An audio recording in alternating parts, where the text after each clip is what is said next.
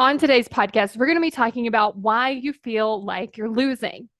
And I want you to think about what that feels like when you feel like you're losing, and then you feel like you're losing, and then you feel like you're losing, and then you have to get up and almost like overcome this heel to keep taking action.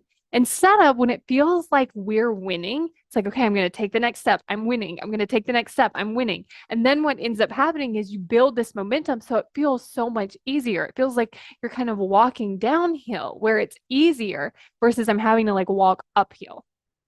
And so here's the difference. It depends on where your brain is focusing.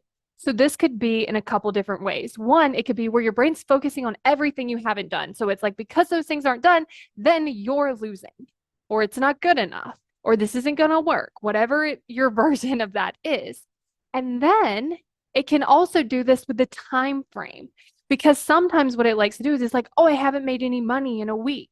But then looking at it, what have you done over the month? Like if you spread out the time frame, how does that look different?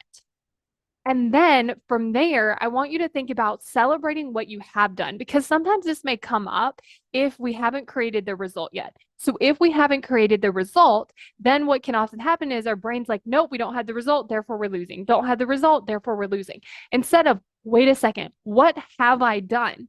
Maybe you haven't signed a client. And so your brain's like, nope, we haven't signed a client, not working, not good enough. Instead, it's like, wait, what have you done? Maybe you've made an offer. Maybe you've created value. Maybe you've created a post. Maybe you've put out content. Maybe you've talked to people about what you do. And then when you can start to see all of those things and you start celebrating each one of them instead of discounting them, what happens is you start to feel like you're winning. And when you start to feel like you're winning, you want to keep going.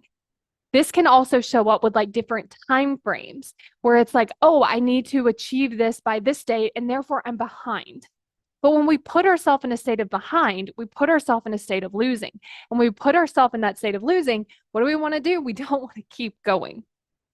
And so I want you to think about, how can I reframe it? Maybe the time frame. How can I reframe what I'm focusing on? Maybe like not focusing on just that one result versus like all the other things you've done to move you forward, all the other uncomfortable things you've done to keep achieving your goal. And then from there, starting to celebrate those things so that you put yourself in a state of winning.